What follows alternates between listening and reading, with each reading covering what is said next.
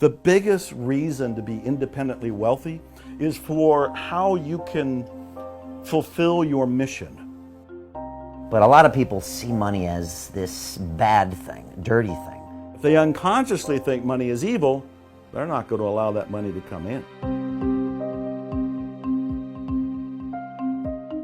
The very first step is you have to become aware of your current thinking.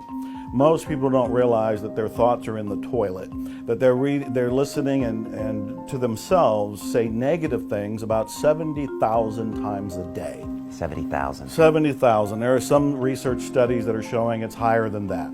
And the other thing that's more startling is that they're mostly repetition. They're the same thoughts. There are things like, I'm not good enough, it's not going to work out, this stuff works for other people, works for Joe Vitale, but it doesn't work for me. They want to do things, but they think the economy's wrong, the president's wrong, the timing is wrong, I don't have enough education, I don't have enough experience. All of these kinds of negative thoughts keep people shut down.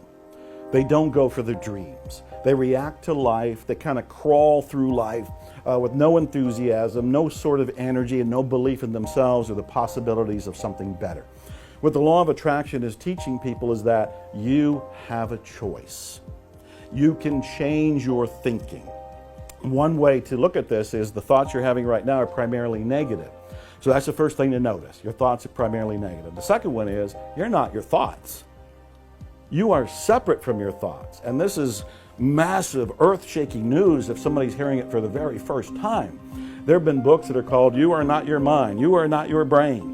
And what they're saying is these thoughts that we're having them. We're not them. If we can detach enough to go, oh, here comes that I'm not good enough thought again, and let it go by, we are one step removed from it. Now we've clipped off that energy that was causing us to feel bad because of that thought.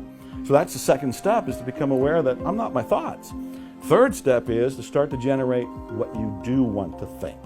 And this is where things like affirmations, positive thinking, positive statements, instead of saying I'm not good enough, begin to say I am good enough.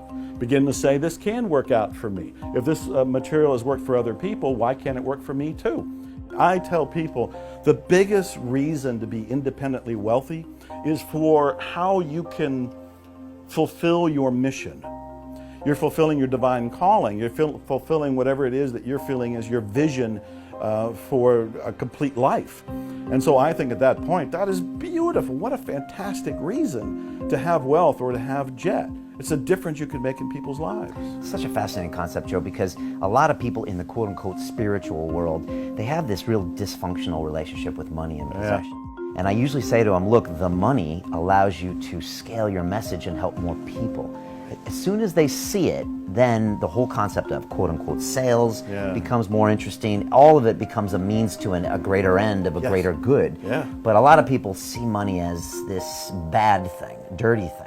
If they unconsciously think money is evil, they're not going to allow that money to come in. Why would you want anything evil in your life? You will not allow money to come in as long as you think it's bad, it's evil, it's going to corrupt you, it'll corrupt other people, it's tainted in some way.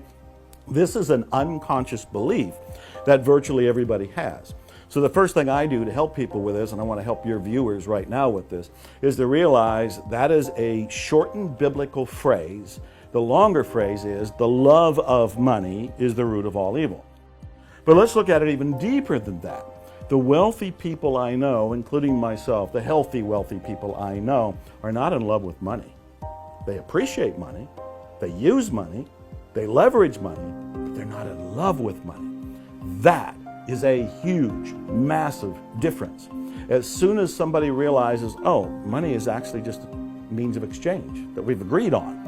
We don't have to give goat skins in exchange for, milk or something at this point. The old barter system, now we have something called money. Well, it's not bad. It's not evil. It's paper. It's coin. It's nothing. It's a symbol for energy. And so I tell people that when you realize money is neutral, that you don't fall in love with it, but you use it. And what do you use it for? What you were just talking about, to fulfill your dreams, to build your business, to make something of service to people.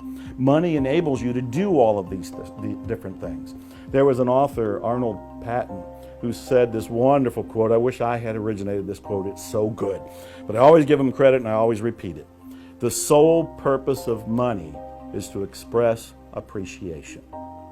The sole purpose of money is to express appreciation. When I first heard it, I thought, well, there's bound to be an exception to that. And then I started thinking, well, when I pay any bill, it's for something I wanted. I bought a guitar here in London. It's like I wrote a check. I'm really grateful to have that guitar. When I pay my internet bill, or I pay a car payment, or I buy whatever it happens to be, I say thank you. Because the sole purpose of money is to express appreciation. This is an entirely new attitude that I invite people to take on. When they drop that money is evil, they can allow money to come in. Right. When they think that money is a tool for appreciation, now there's a sense of love and gratitude around it. But you don't love money, you use money.